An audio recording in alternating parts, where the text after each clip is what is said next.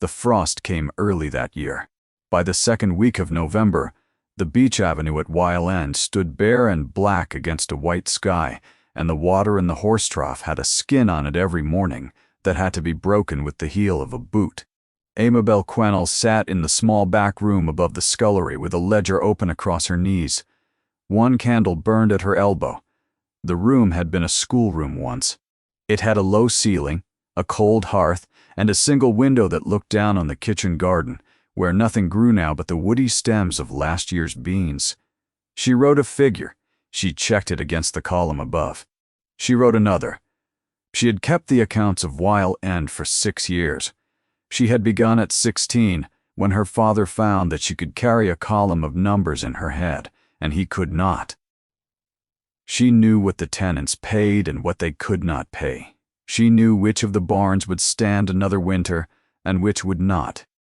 She knew, to the shilling, exactly how much the family owed. And she knew that her father did not know, because she had never told him the whole of it. She was 22 years old. She had not sat at her own father's table in 2 years. Below her, the house was making a sound it had not made in a long while.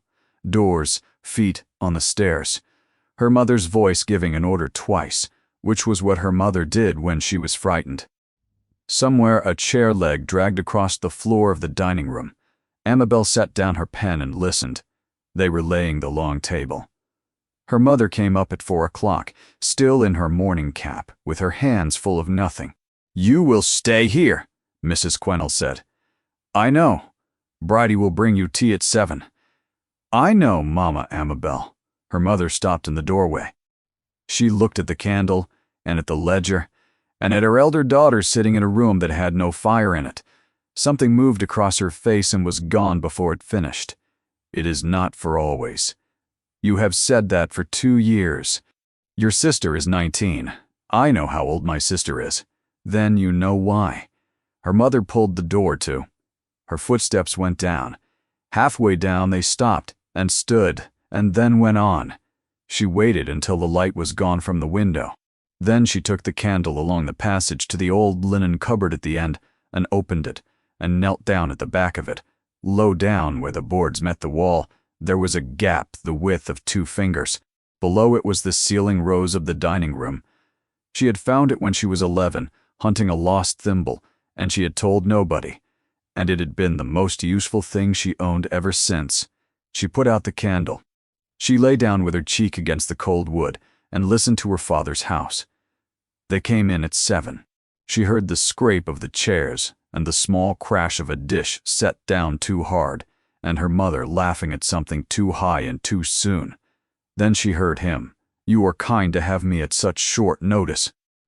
The voice was low and unhurried. It did not rise at the end of the sentence, as though it had never once needed to make certain it was being attended to. Amabel closed her eyes. Everard Mowbray, the Duke of Halvern. She had never seen his face. She had never been in a room with him in her life. But she had read 109 letters in his hand, and she had answered every one of them, and she knew the shape of his mind, the way a person knows the shape of a stair in the dark. He did not know that. That was the whole trouble. He believed he had been writing for 8 months to her father. Below her the soup went round.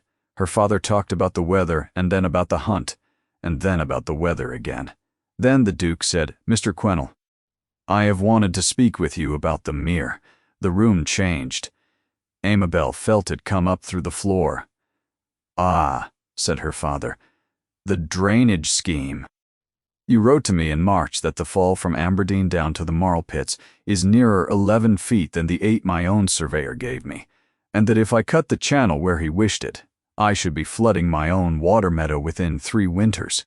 Did I? You did. You were extremely certain about it.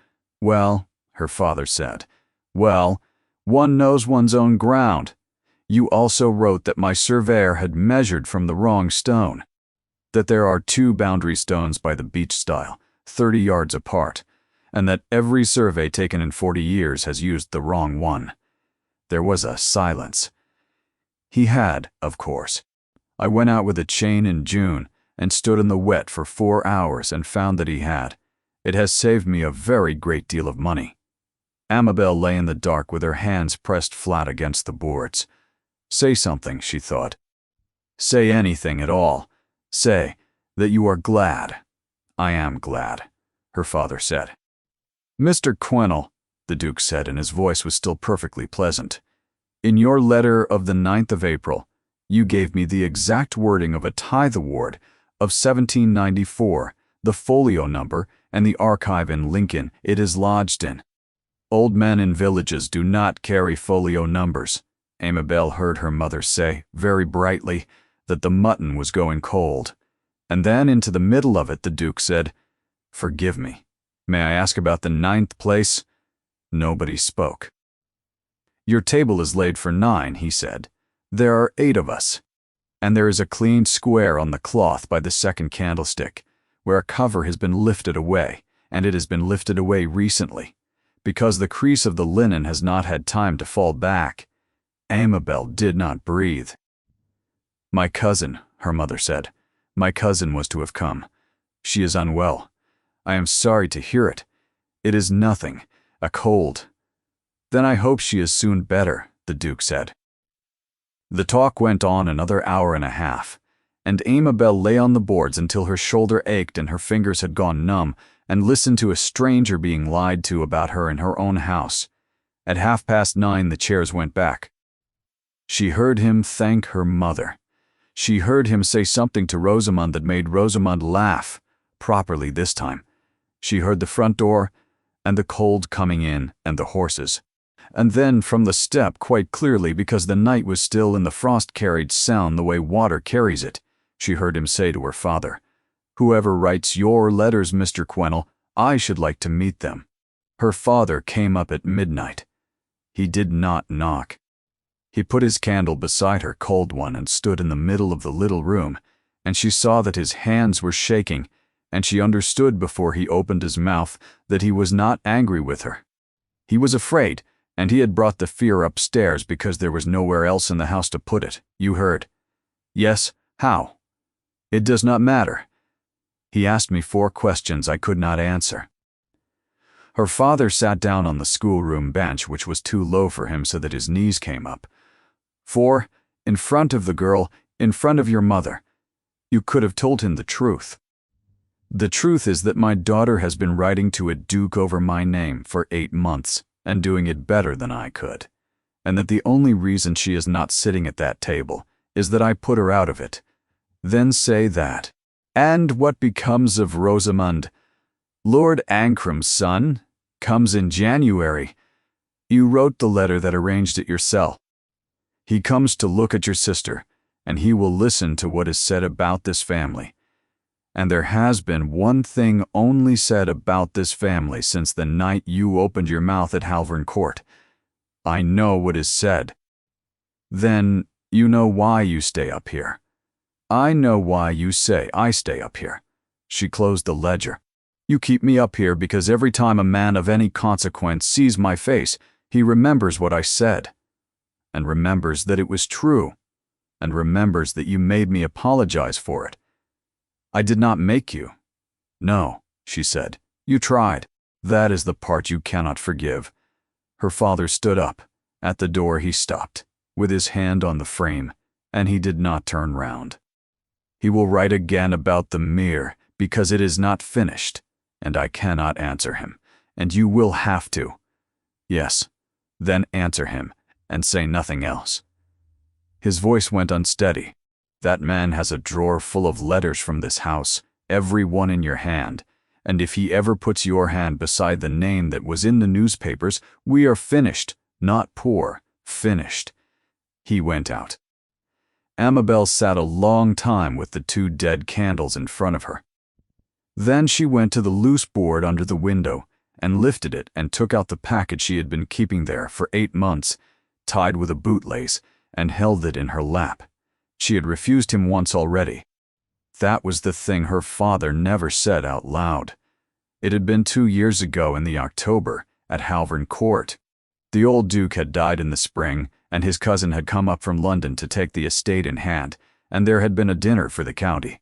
and the Quennells had been asked because the Quennells had been asked to such things for 200 years, whatever the state of their bank. Amabel had been 20.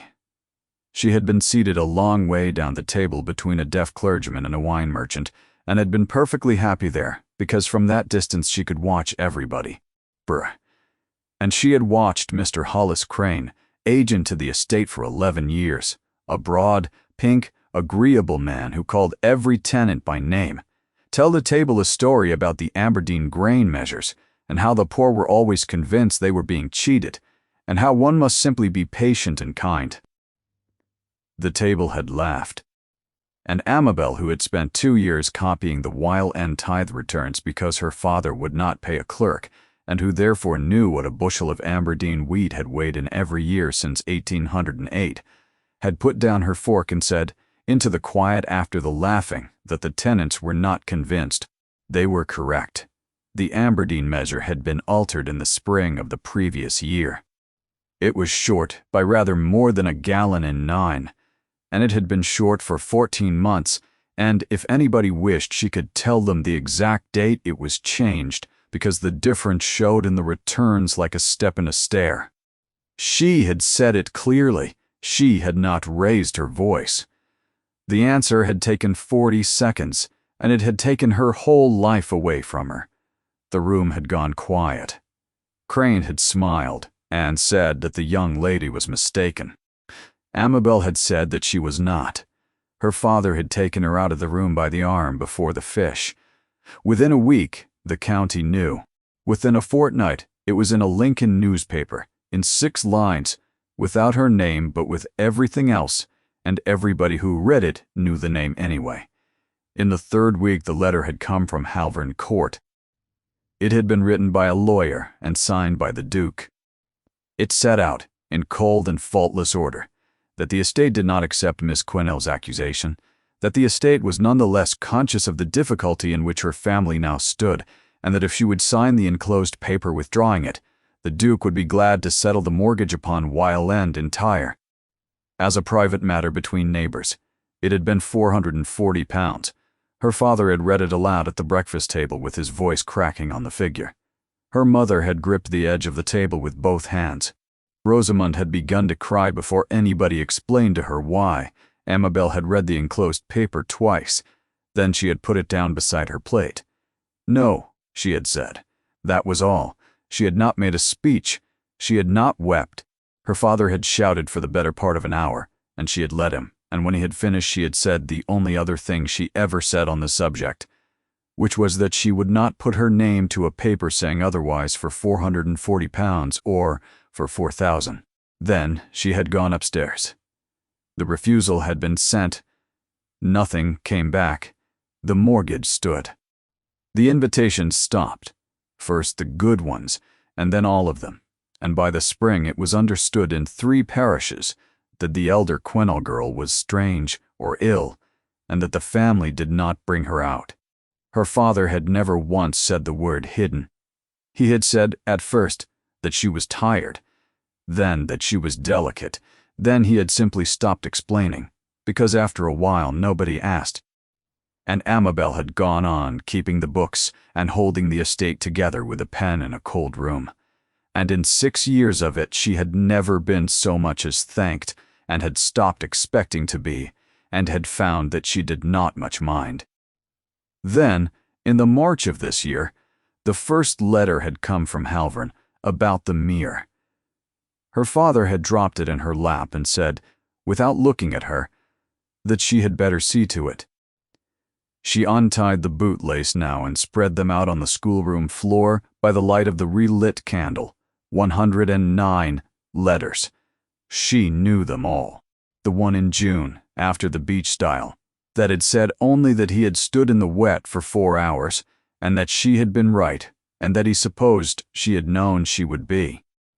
The one in August, about a tenant's boy who wanted to be apprenticed and could not be spared, and what was to be done about it, and did she think? Did she think? He had asked her that 11 times. She had counted. Amabel sat back on her heels in the cold and looked at 8 months of a man's mind laid out on the boards in front of her, and she understood, with the same flat clarity she brought to a column of figures, exactly what she had done. She had been talking every week to the one person in England who had reason to hate her, and he liked her. Downstairs, the front door knocker went. It was 20 minutes past 1 in the morning. The knocker went a second time before she reached the bottom of the stairs. Amabel had not stopped to dress. She had a shawl over her nightgown, and her hair down her back in a plait, and her feet bare on the flagstones, and none of that seemed to her worth the time it would cost. Nobody knocks at a house at 1 in the morning with good news. She drew the bolt.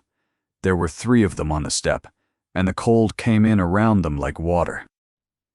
The first was a groom she half knew, a Halvern man called Wickens, hatless, with blood on one knuckle and his breath going up in the lamplight. Behind him a tall man stood holding a child in his arms. "Miss—" The coach went off at the beach stile. The ice.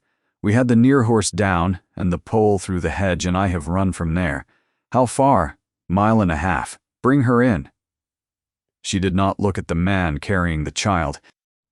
She held the door, and he came past her with the girl against his shoulder, and she smelled cold air and horse and wet wool and the scorched smell of a carriage lamp that had broken and burned itself out. "Through here, the kitchen. It is the only room in this house that is warm at night." He went where she told him to go without asking which way, and it did not occur to her until a great deal later that this was strange. The kitchen fire was banked. Amabel had it open and fed and roaring in under a minute, and talked while she did it, because talking kept people steady. "Wickens, bucket from the yard. Full. Now. Then wake Bridie. Second door. And every blanket off my bed, and the 2 from the press. Do not wake my father. Miss the horse. The horse is in a ditch, and will still be in the ditch in 10 minutes. Bucket." He went. She turned round and looked for the first time at the man holding the child. He was very tall. That was not what she noticed. She noticed that he was holding the girl badly, all her weight on one arm and her head unsupported, and that he was holding her badly, because his own left hand was closed into a fist and he was not using it. "Your hand is broken," Amabel said. "It is not. Put her on the table." He put her on the table.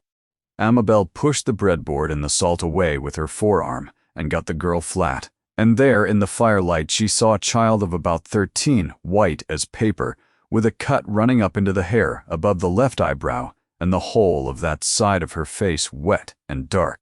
The girl's eyes were open. She was not making any sound at all. "What is your name?" Amabel said. The girl looked at her and did not answer. "Her name is Elowen," the tall man said. "Elowen, I am going to put my hand on your head, and it is going to hurt, and then it is going to stop hurting, and there's nothing after that. Do you understand me?"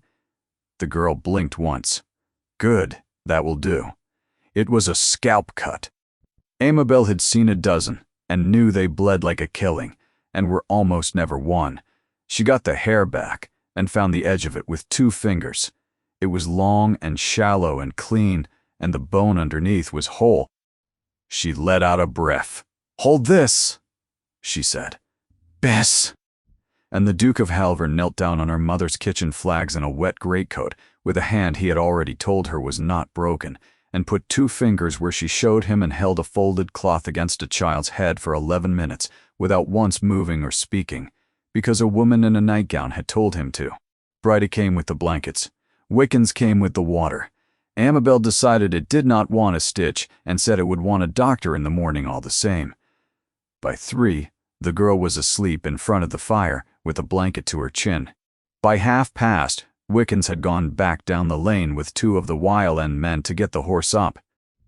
And Amabel Quennell stood at her own kitchen table in her nightgown, with her hair out of its plait, and another person's blood dried along the inside of her wrist, and turned round and found the tall man watching her. He had taken the greatcoat off. The left hand hung at his side with the fingers curled. And she had been right about it, and they both knew she had been right about it, and neither of them said so. "You have not asked me who I am." "No." "Why not?"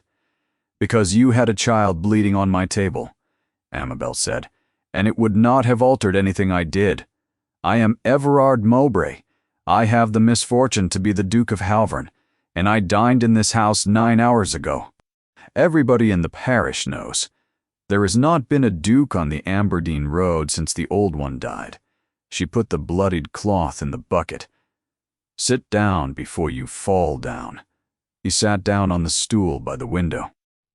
She gave him brandy in a kitchen cup because the glasses were in the dining room and she was not going in there. He drank a third of it and looked at the sleeping girl. She has not spoken since the coach turned over. She will. She looked at me when I said her name. Frightened children go quiet. It is the ones who go quiet and will not look at you that I would sit up with. Amabel dried her hands. Who is she to you, my ward? That is not what I asked. He turned his head. She had the distinct sense of being properly looked at for the first time. Her father was my agent. He died 15 months ago. She has nobody else. Amabel stopped with the cloth in her hands. His name, Hollis Crane. A log settled and threw up a fan of sparks. Somewhere above them a floorboard went, which was her mother, awake and lying still and choosing not to come down. I see, Amabel said. You knew him. No. You said his name as though you knew him. I said it as though I had heard it. She hung the cloth on the rail. It is nearly 4, Your Grace. The girl should not be moved before the doctor sees her. You may have the blue room, which is cold, or my father's chair, which is not. You have not told me your name. She had known it was coming. She had known it from the moment she drew the bolt, and she had done every single thing since then in the full knowledge that it was coming, and it still went through her like the pump water. Amabel Quennell. He did not move. She watched it arrive. She watched a man take a name he had read in a newspaper 2 years before, and set it beside a woman standing in a kitchen with her hair in a plate, and understand that they were the same person, and understand, half a second later, that she had known who he was since she opened the door, and had said nothing. Miss Quennell, yes, you are the elder daughter. I am the only elder daughter this house has. The clock in the passage struck the quarter. He did not look away from her. I wrote to you, he said slowly. 2 years ago. I signed a letter to you.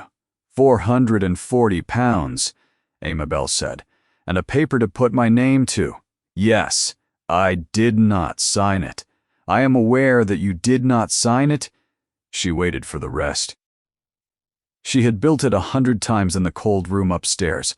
All the things a duke might say to a girl who had thrown his money back at him.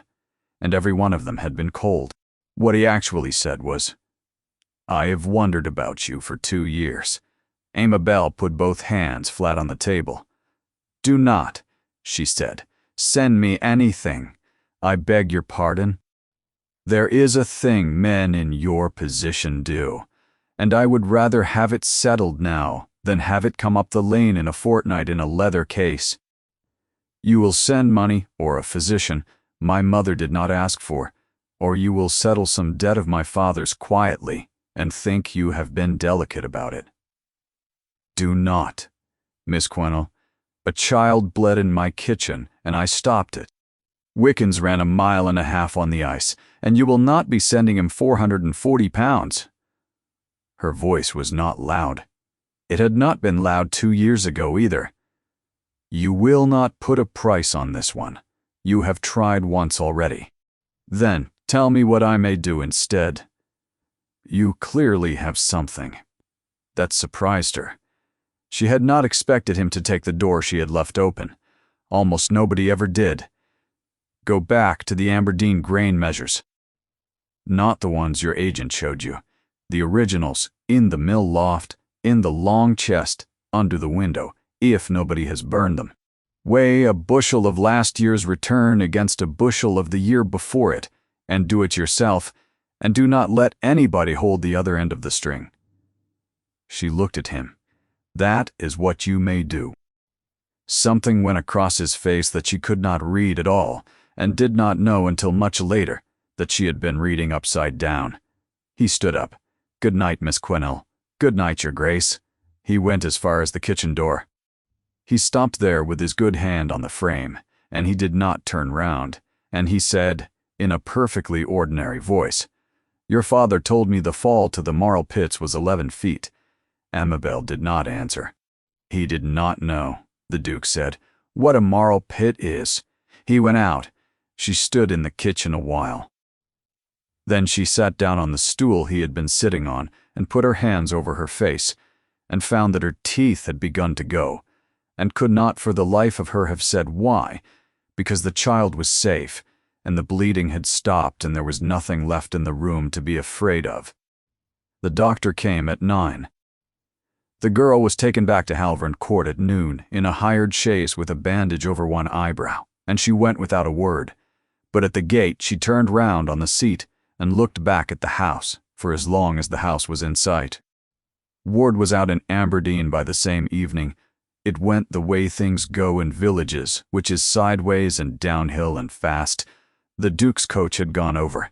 There had been a child hurt. They had carried her to Weil End. And at Weil End, said the village, it was the daughter who had seen to her. Which daughter? Said the village. The other one, said the village. Amabel kept upstairs for a week. Her father did not speak to her for 4 days. Her mother came up twice with tea. She did not drink, and stood in the doorway both times as though there were a thing she had come to say, and went down again without saying it. The letter came on the 9th day. It was not on the heavy paper. It was on a small square sheet, folded wrong, and the direction was written in an unformed hand, with the ink gone thick in 3 places where the pen had been pressed too hard, and it was addressed to Miss Kennel, Weil End, near Aberdeen. Amabel opened it in the yard with the wind pulling at it. Dear Miss, I do not know your name, and nobody will tell me it. It is only a line now, and my hair covers it if I part it the other way. I have been asked 11 times how I do, and have not answered anybody, but I find I wish to answer you. You said, there is nothing after that. There was nothing after that. I should like you to come. His Grace says I may ask, but that you may say no, and that if you say no, I am to accept it and not sulk. I have said I will not sulk. I may sulk a little. Eloin Crane. Underneath, in a different hand, in ink that had not been pressed too hard, there were 3 lines. Miss Quinnell. She has written this 4 times and thrown 3 away. I am not asking you for my own sake, and I have not enclosed anything, as instructed. My carriage will come for whatever day you name, and if you name none, I shall not write again. Halvern. Amabel read it twice in the wind, then went inside and put it on the kitchen table in front of her mother, without a word. Her mother read it. Her mother read it again. Amabel, I am going. Your father. My father may say what he likes at dinner, Amabel said. I am not at dinner. Halvern Court stood at the end of a drive 3/4 of a mile long, and she had been through the gates of it exactly once on an October evening 2 years ago, in a made-over gown. She wore her gray wool and her mother's shawl, and left the pearls in the box, because she had decided some time ago that she was finished dressing for people who were not going to look at her anyway. The hall was the size of the whole of Weil End. Her shoes rang on the stone, and there were pictures going up the stairs of men who had all had the same nose for 400 years. A footman took her up. A housekeeper took her along. A door was opened. Eloin Crane was sitting bolt upright in a bed the size of a hay wagon with a book in her lap that she was not reading, and when she saw who was in the doorway, she said, "Oh," and dropped it. "Good afternoon," Amabel said. "You came. I said I would. People say they will." "I am not people," Amabel said, "and you've got your hair parted the wrong way." And she sat down on the edge of the great bed, and the girl looked at her for 1 more second, and then folded forward, and put her forehead against her shoulder, and stayed there. Amabel sat quite still and let her. She had learned a great deal about what to do with a person who has gone quiet, most of it in a cold room over a scullery. At last the girl sat back and rubbed her face with the flat of her hand, businesslike. It does not hurt. I want that understood.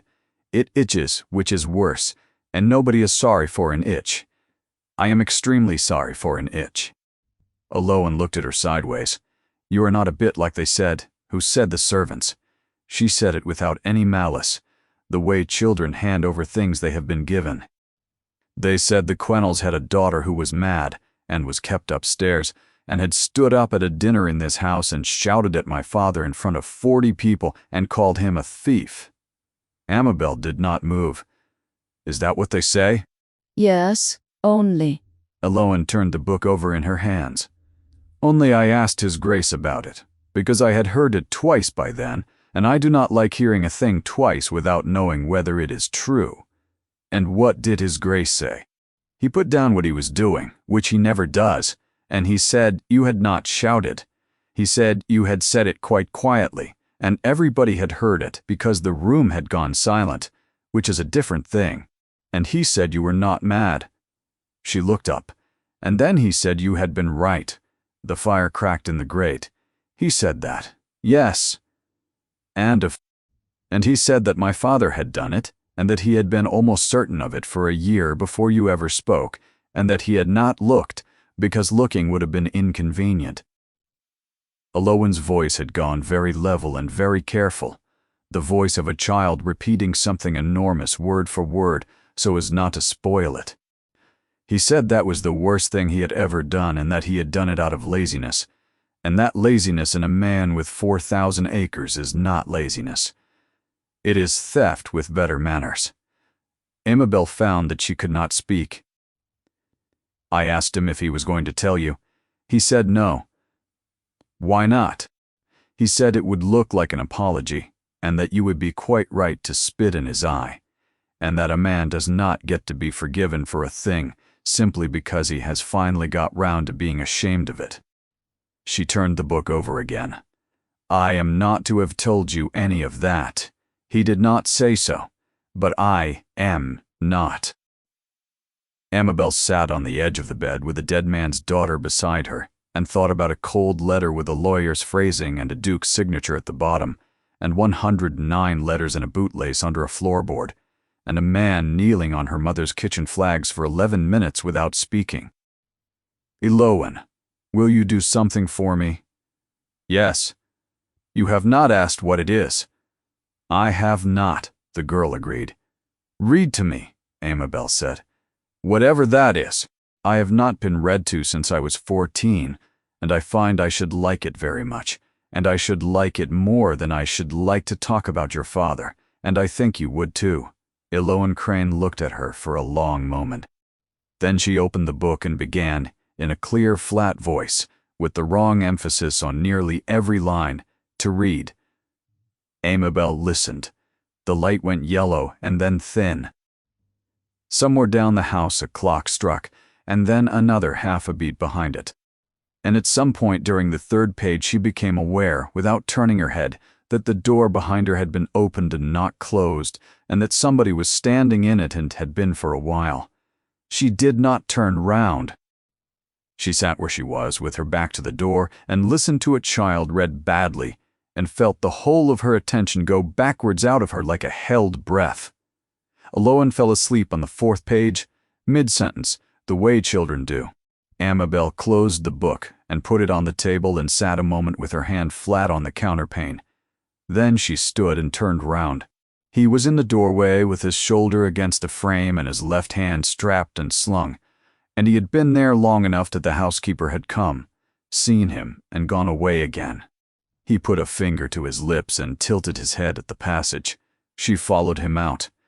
The room he took her to was small and brown and full of books, with a fire in it and one lamp.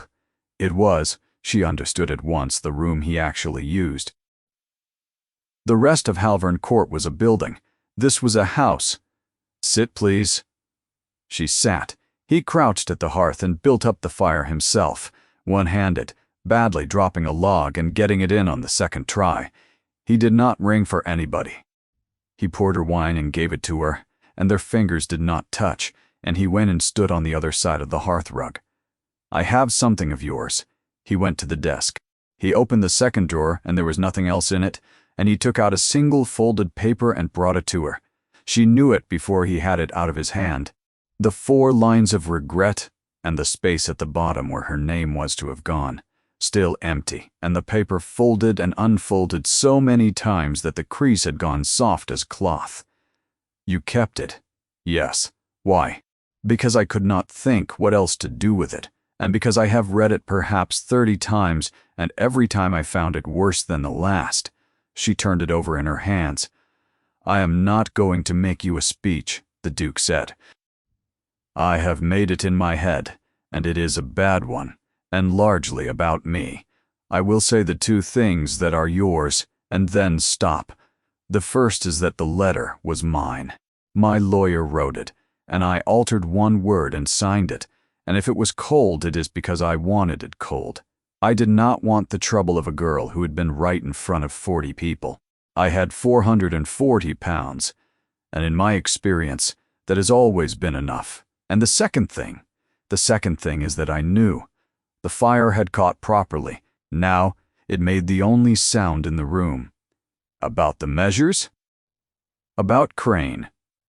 He was looking at the fire, and not at her. There was a bad year in the accounts, and a good year that came after it too quickly. And I looked at the 2 of them side by side in the march before that dinner, and I thought, that is not right, and I put the book down and went out shooting. Why? Because if I had been right, I should have had to dismiss a man the estate had trusted for 11 years and prosecute him, and stand up in a court in Lincoln and say so. And I did not want to. He said it flatly, without any softening.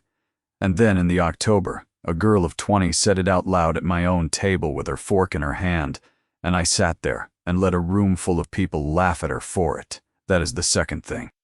Amabel found that her hands were quite steady, which surprised her. Burn it, she said. He looked round. The paper. I am not going to sign it, and you are not going to ask me to, and I would rather it were not in a drawer in this house. He put it on the fire. It went up fast, the way old dry paper does, and the copper plate stood out white on the black for a second before it broke. I am not asking you for anything, he said, still watching it.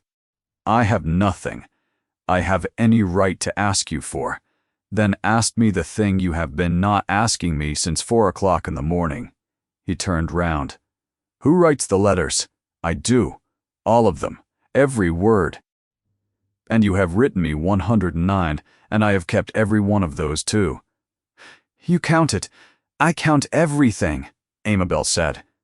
It is the only thing I was ever any good at. He sat down opposite her. Slowly, the way a man moves when he is trying not to startle something. Say that again. Every word on our side is mine. My father has read perhaps 9 of them and signed none, because he cannot form the argument and would not know what he was signing. She set the wine down untouched. The tithe award, the second stone, the 11 feet to the marl pits, all of it.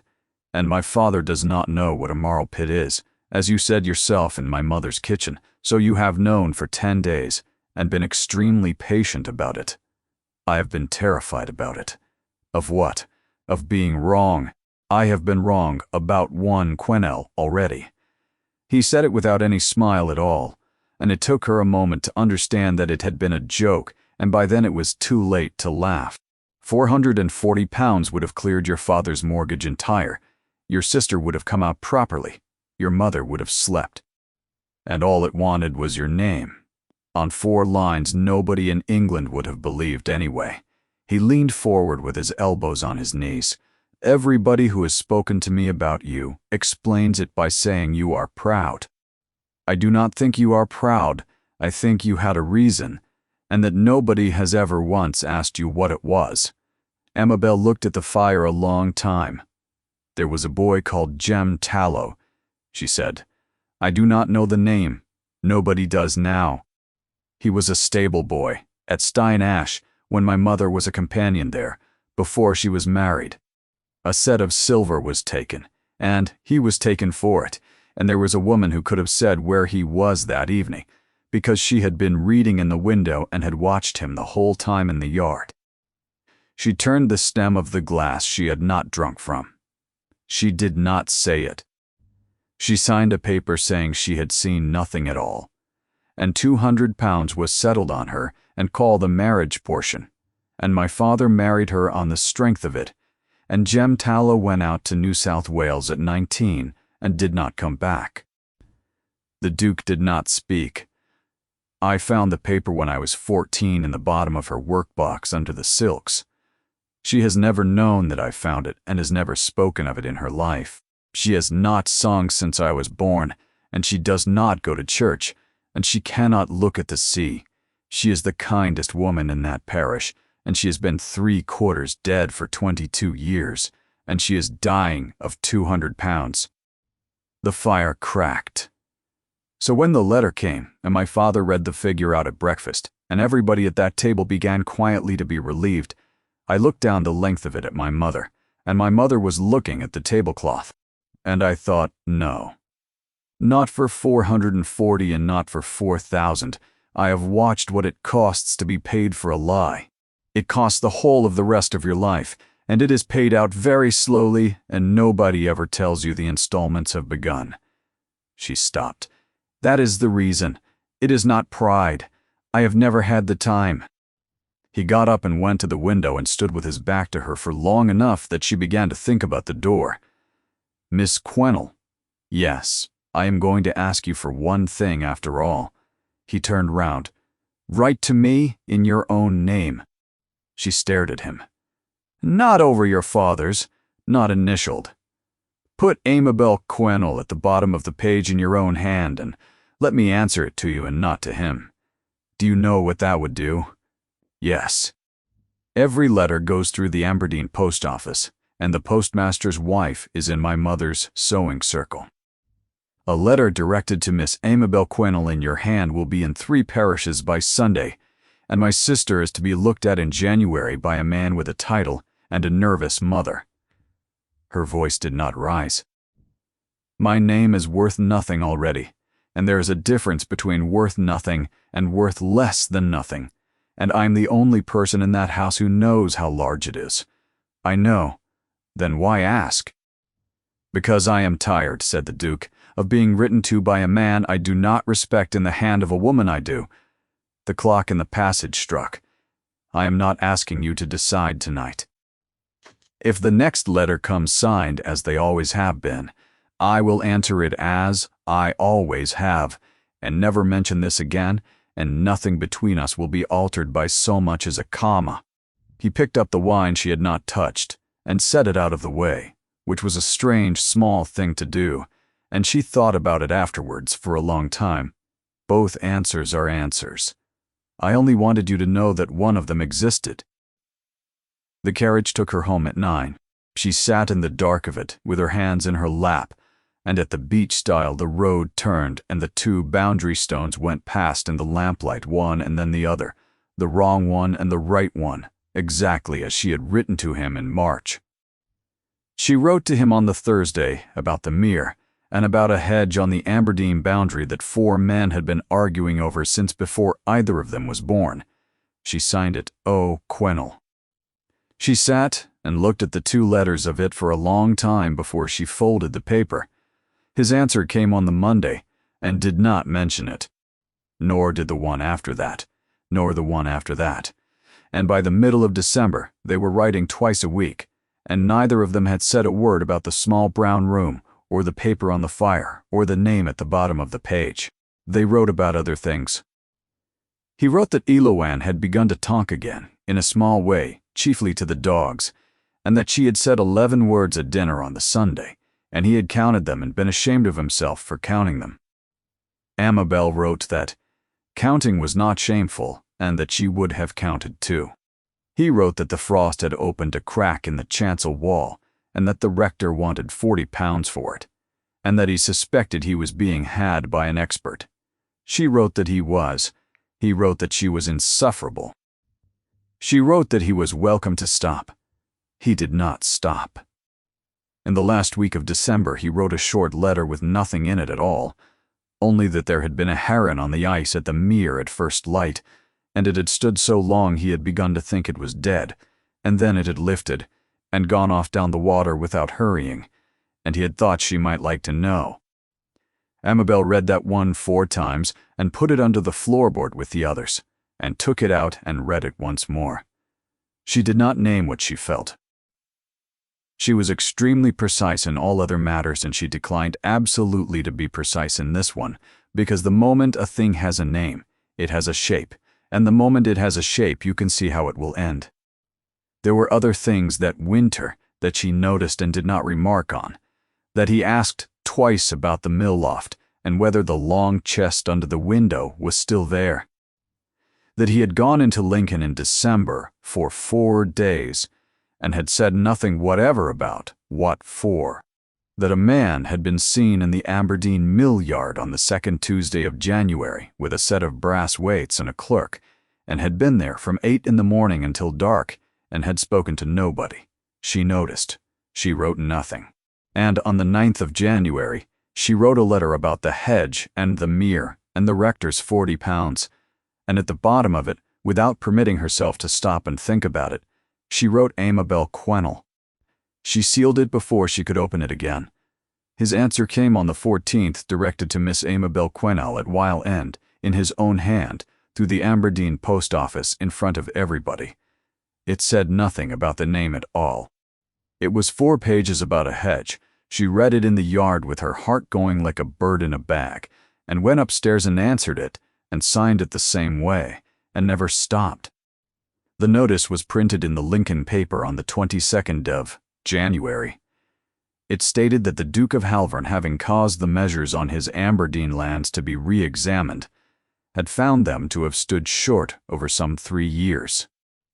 That restitution would be made to every tenant and cottager, calculated from the mill returns, with interest at 4 in the 100. That the fault lay with the estate and with nobody else, and that his grace regretted the delay.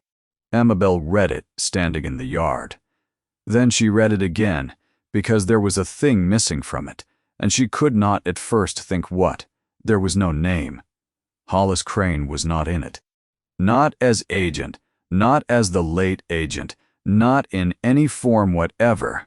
The paragraph said the estate, and the fault lay with the estate and with nobody else, and it let every reader in the county draw the only conclusion the words allowed, which was that the Duke of Halvern had been taking short weight off his own tenants for 3 years and had been caught at it and was paying up. She stood in the yard with the paper going soft in the wind and understood exactly what he had done, and why, and for whom. Eloan, she thought. He has done it for Eloan. And then the second thing arrived, half a beat behind, the way the ache comes after the blow. He had also, in 4 printed lines, told the entire county that a Quennell girl who stood up at his table 2 years ago had been telling the truth. The kitchen door banged. Amabel?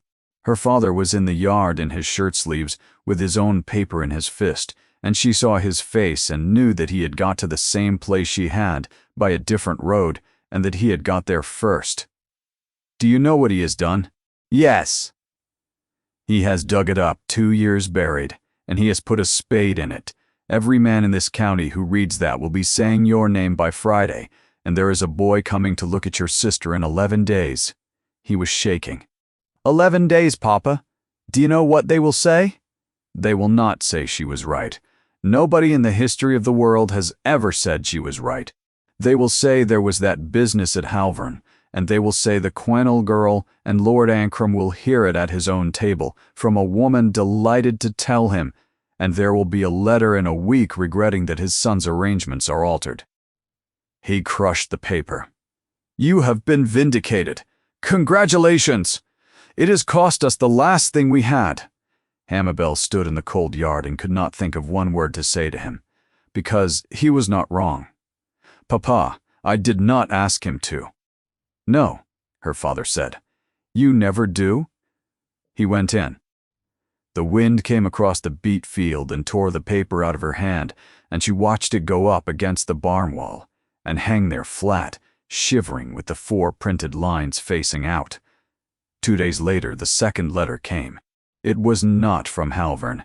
It was directed in a woman's hand, upright and small and old, franked from Stein ash, and it requested the favor of Miss Amabel Quennell's attendance at Weil End on the afternoon of the 26th, at 3, upon a matter concerning the family. It was signed Honora Quennell. Amabel had not seen her father's sister in 9 years. Aunt Honora arrived at 10 minutes before 3 and had the fire built up twice before she was satisfied with it. She was 71, very small and very upright in a black silk that had been good 40 years ago and was still, by sheer force of her wearing it, good now. She had buried a husband, 2 brothers and a son, and she held the Stein Ash annuity, the only money in the family that had not been spent, and had never once let anybody forget which of them it was attached to. She did not stand when Amabel came in. "Sit down." Amabel sat. Her father was already there by the window, with his hands behind his back. Her mother was in the chair by the door with her workbox in her lap, and her hands quite still on top of it. Nobody had asked her mother to be there. Nobody, Amabel thought, had asked her mother anything in 22 years. "Tea," said Aunt Honora. Bridie brought it and went out. Aunt Honora poured, and her hand was perfectly steady, and she gave Amabel the cup without looking at her. "I have read the Lincoln paper. So has everybody. I have also had 3 letters this week from women. I do not much like all wishing to be certain I had seen it, and all mentioning you in the second paragraph." She sat back. "Do you understand what has been done to this family?" "Yes." "I doubt it. Your father does not. He thinks it is about a marriage settlement. It is not." Aunt Honora set her cup down.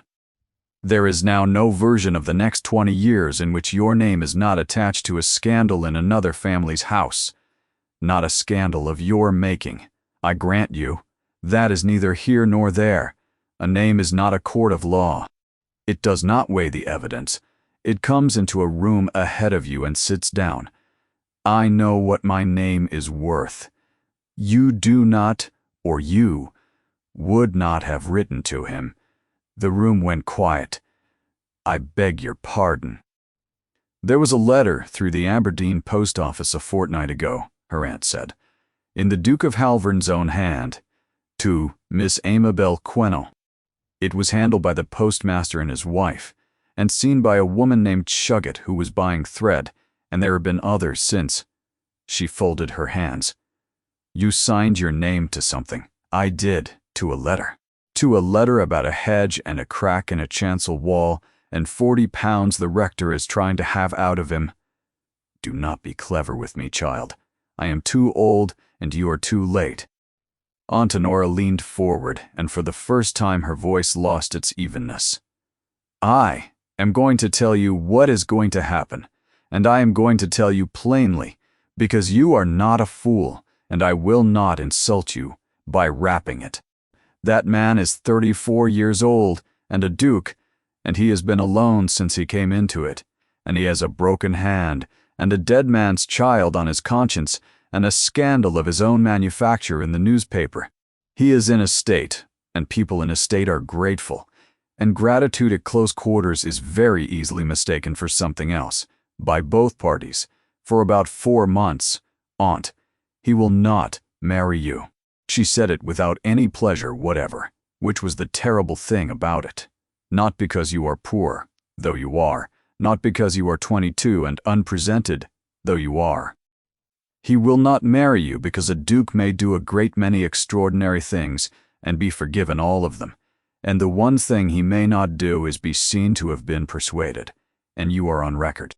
There is a printed paragraph this month saying, 'You were right about his estate and he was wrong.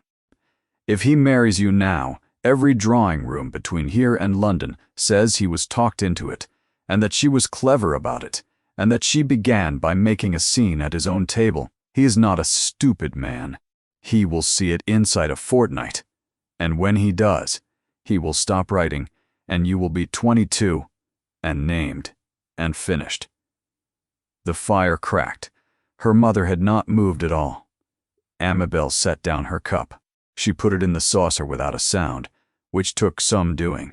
"May I ask you one question, Aunt?" "You may. When my Uncle Marcus died and you found what he had done with the Stain Ash rents, did you say so?" Aunt Honora's face did not change. Her hand, on the arm of the chair, closed. "That is not your concern." "No," Amabel said, "it is not. And what I write, and what he answers, is not yours." "You impertinent girl." "I am not being impertinent. I am being exact, which people very often mistake for it." She stood up. "You have told me nothing this afternoon that I have not thought myself at 2 in the morning, and thought better and thought worse.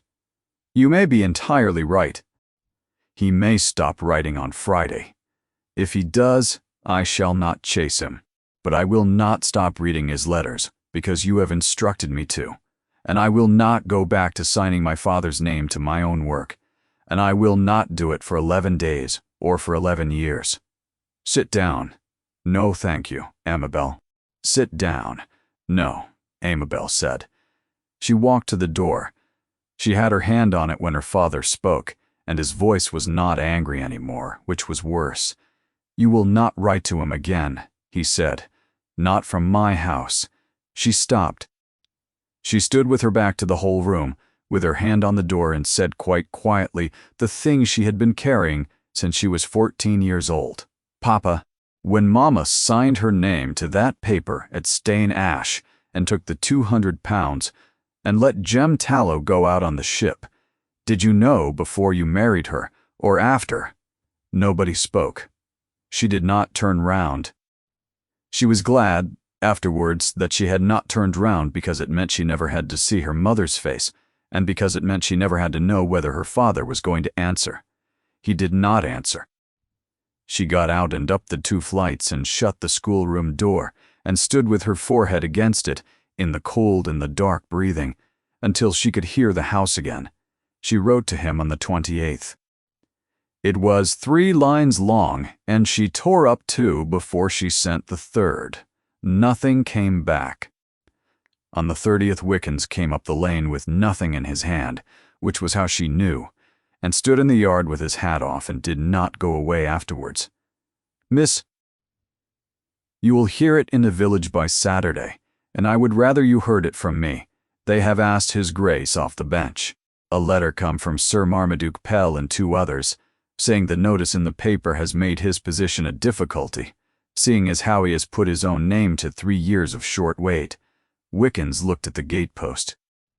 "And the man that did it is 2 years dead, and not named, and His Grace will not have him named, and there is not a soul in this county knows why." "There is one." "Aye," said Wickens. "Well, he put the hat on. His trustees have written twice, and there is a lady at Stain, his mother's sister, who came to Halvern and went off again in an hour and a half, and the housekeeper says there was shouting, and there is never shouting in that house. He will not tell you any of that. So I have. He went off down the lane between the black hedges. She had spent 2 days being angry with him for putting her name back into the county's mouth. It had not once occurred to her that he had put his own name in first, and further, and with nothing underneath it to break the fall. The 1st of February, nothing. The 4th, nothing. On the 7th, she walked into Aberdeen herself, and stood in the post office with her chin up, while Mrs. Suggett looked at her over the counter for slightly too long, and there was nothing on the 10th either. 2 weeks. She did the accounts. She did them very well that fortnight, because there was nothing else to put her mind against, and a column of figures will hold a person up for hours at a time. She thought about all the ways it could be. That he had read the letter she signed her name to, and seen, at last, what it would cost him. That his aunt at Stein had said in an hour and a half what Honora had said in 20 minutes. That a man may bear a great deal for a woman whose hand he has never so much as touched, but not everything, and not forever, and there is no dishonor in it. Or, the simplest one, which was that she had signed her name, and he had got what he asked for, and had found on getting it that he did not want it after all. She could not tell which. That was the whole of the misery. If she had known which, she could have done something with it. On the 11th of February, she walked out to the beach stile. The frost had gone off, and the lane was all brown water, and she went up the field to where the two boundary stones stood 30 yards apart, and sat down on the stile in the wet and did not care about her skirt. She was not crying. She wanted it understood, she thought, by whoever it was that kept the accounts of this sort of thing, that she was not crying. She sat there until the light went orange along the bottom of the sky. Then she got up to go home and saw that there was a horse standing at the corner of the beech wood and a man beside it, and that he had been there some time. He was not dressed for calling on anybody. His boots were filthy to the knee, and he was hatless, and his hair was wet.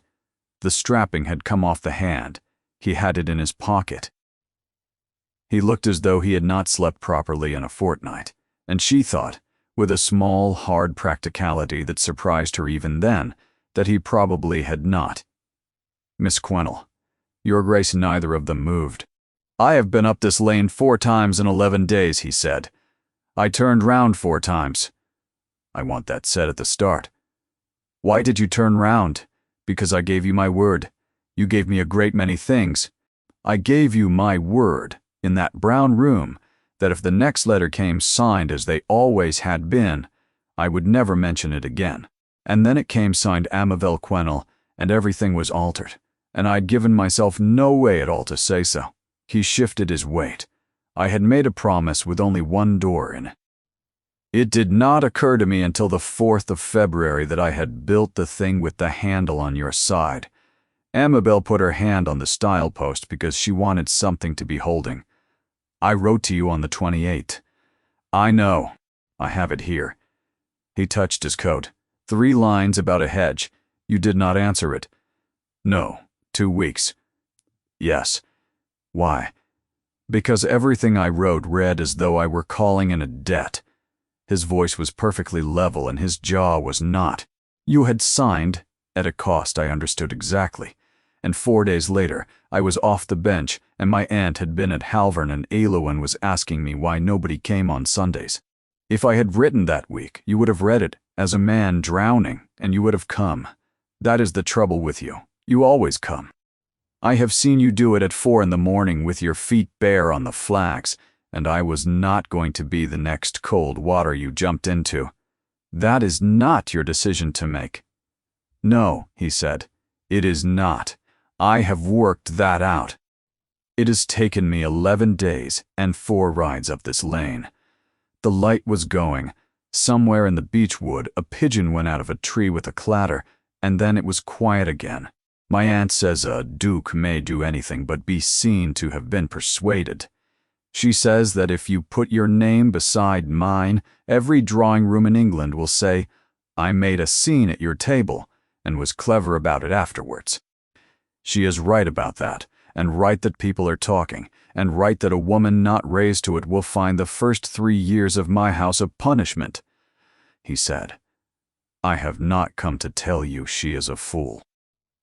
I have come to tell you what she is wrong about, which is everything else," said the Duke of Halvern. "She is wrong that I am grateful. I have been grateful before. I know what it feels like, and it does not last 11 months. She is wrong that I am in a state. The only fortnight in 3 years, I have not been in one, was the fortnight after I stood in the mill loft with a set of brass weights and did the thing you told me to do. And she is wrong about what would break." He took his hand out of his pocket. "She thinks the county would break. The county will talk for 2 years, and then a fashionable person will do something worse in London, and it will stop. What would break, Miss Quennell, is a man of 34 going back to writing to your father. Amabel discovered that she had stopped breathing properly some time ago. Say the rest of it. There is no rest of it. I gave you my word I would not ask you for anything, and I have come out here in the wet to tell you that I am keeping it, and that it is costing me a very great deal, and then I am going to get on that horse and go home. That is the whole of my errand. I am aware of how it sounds." The sun went off the top of the field. Amabel stood at the stile with her hand on the post and thought about a small brown room, and about a woman sitting in a chair by a door with a workbox in her lap, and about £200 paid out over 22 years in installments nobody had ever told her mother had begun. May I say something? Please. I have been wrong about myself for 2 years, and I worked out how wrong 4 days ago, sitting on this stile. She let go of the post. When your letter came, I thought I was refusing to be paid for a lie, and I was very proud of it. I have been proud of it every day since, up in a cold room over a scullery, doing the work of a house that will not have me at its table. You were right to refuse it. I was right to refuse the money, Amabel said. And then I went upstairs, and I have not come down in 2 years, and there is not 1 shilling of anybody's in that. I refused to be paid for the silence, and then I took the silence anyway. For nothing. The difference between my mother and me is that somebody made her an offer. I did it for free. He did not move. I thought I was refusing to be bought. I was not. I was refusing to be looked at. It is a great deal easier to be right in a room by yourself. Nobody argues and nobody laughs, and you can go on being right for the whole of your life, and it costs you nothing at all except every single thing. Her voice was going, and she let it. And then you dragged my name out into the light, and I was angry with you for 2 days, and I have been ashamed of those 2 days ever since I learned what it cost you. It cost me a seat on a bench. It cost you your name, she said. You wrote 3 years of theft against yourself, so that a dead man's daughter would never read her father's name in print. Do not stand there and call that a seat on a bench. He looked away, at the field, at nothing. She is 13, he said. I know how old she is. The cold was coming up out of the ground the way it does at that hour in February. Amabel took 1 step and then another and stopped, with 4 feet of wet grass still between them, because she wanted to see his face while she did it. Your Grace Everard, he said, please, it has been 153 letters. Everard. She had never said it aloud. It came out steadier than she expected. You gave me your word that you would not ask me for anything. I did. Then I am taking it back. He went absolutely still. I am not able to release you from a promise, and I have decided that I do not care, because you are the only person in England who ever asked me a question, and then waited for the answer, and I am not going to lose that to a piece of grammar. She lifted her chin. So I am standing in a wet field in my mother's shawl, and my name is worth less than nothing, and I do not know the first thing about being anybody's duchess, and I expect I shall be very bad at it for 3 years. And if you were to ask me now, my answer would not be the one I gave you 2 years ago. The pigeon came back into the beech wood. He crossed the grass between them. He did not do it quickly. He stopped 1 step short, which she noticed because he had stopped 1 step short in the kitchen too, and in the brown room, and every time. Amabel Quennell. Yes. Will you marry me? Ask it properly. I am asking you, he said. Not because you pulled a child of mine off the road, which any decent woman in this parish would have done. Not because you were right about Crane. Not because I want the cleverest agent in Lincolnshire and cannot afford her. He stopped. His jaw worked. I am asking because for 11 months I have got up in the morning wanting to know what you would say about things. Not what anybody would say. What you would say. And it stopped being about the mere. Sometime in the summer, and I have been quiet about it for 6 months, because I had no right at all. You have now, yes? Then ask, will you marry me? Yes, Amabel said. He did not put his arms round her. He did not kiss her. He took her right hand, the working one, and turned it over in the last of the light. There was ink along the side of the second finger, worn into the skin where the pen sits. It had been there since she was 16. It did not come off with soap, and she had long ago stopped trying. He put his thumb on it. 153, he said. 154. You have not answered the last one. No, he said. I have not. He lifted her hand and put his mouth against the ink for a moment and set it down and let it go. You are wet through. Come on. I will speak to your father tonight and he will say something unforgivable, and I shall pretend not to have heard it because I intend to be on terms with him by Michaelmas. He will say a great deal. Then he had better start, said the Duke, because it is 1.5 miles, and I am going to walk it and lead the horse, and you are going to ride, and neither of us is going to say one useful thing the whole way. They were married in the church at Aberdeen on the last Saturday in April. It had never in 400 years been so full. There were people at the back who had not been invited and were not asked to leave. Rosamond cried before the vows and was furious with herself. Elaine Crane carried the ring and did not smile once because she had been told it was a solemn office and had practiced the walk 11 times the evening before, with the housekeeper counting. Aunt Honora came. She wore gray. She sat in the second pew and her face gave away nothing whatever. At the breakfast afterward, she came across the room with a glass in her hand and looked at Amabel for some time. I said a number of things to you in that parlor. You did. I do not withdraw them. I did not suppose you would. They were correct. Aunt Honora drank. I was wrong about one, which is that he would see it and stop writing. I have watched him for 2 hours, and he does not look at anybody else in the room, and I have been in a great many rooms. She handed her glass to a passing footman without looking at him. I am 71, and I have been wrong perhaps 4 times. Do not expect a 5th. She began to move off, and stopped. The Stainash rents, she said, not turning round. I did not say so. I was 26 and I said nothing at all, and my brother Marcus died respected, and I have had the annuity for 40 years, and it has been perfectly comfortable. A pause. You asked me a question in that parlor. That is the answer. You will not get it twice.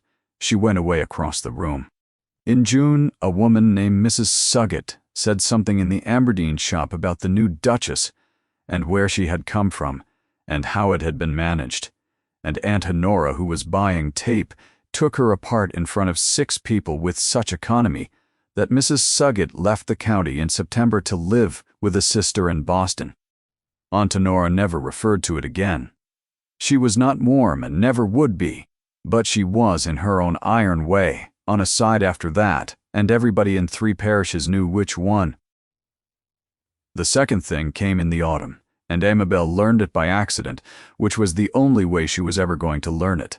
She had gone down to Weil End for the day and found her mother in the kitchen garden, cutting the last of the beans, and they had worked along the row together, and it was easy, which it had not been for years.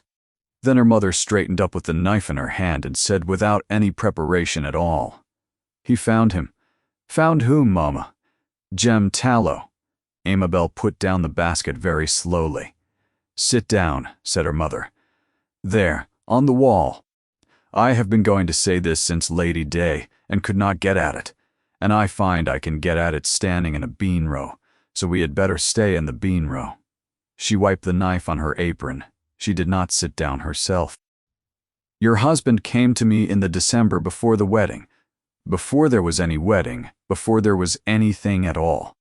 He came on a Tuesday when you were at Halvern with the girl, and I took him into the parlor and could not think what on earth he wanted." Her hands were perfectly steady on the knife handle, which Amabel had never once seen before. "He said a story had been told him. He was careful. He did not say who by. He said only that there had been a boy at Stainash, and a ship, and a paper with a name on it, and that he was not there to speak about the paper and never would be, and that I might tell him to leave, and he would go and never mention it again. Mama. Let me get to the end." Her mother's mouth was shaking. Her voice was not. "He said he had been 4 days in Lincoln in the December, at the Assize Records, and had written to Sydney in the January. He said the post takes 8 months each way, and one must not hope. And then, in the September, a letter came back to him." She stopped. She breathed. "Jem Tallow is 51. He is alive. He has 40 acres on a river, the name of which I cannot pronounce, and a wife, and 5 children living, and the eldest is a girl of 19. He cannot write. A clergyman set it down for him. It is 4 pages. Amabel sat on the garden wall with her hands in her lap. He did not bring it to you, her mother said. He brought it to me. He put it in my hands and said it was mine, and not his, and not yours, and that if I wished never to speak of it to a living soul, he would carry it to his grave, and I should never see it in his face. She looked down the bean row. And I said, "Why have you done this?" And he said, "Because somebody in this family had better be given a thing they did not ask for." The wind moved along the garden. "I have written back," her mother said.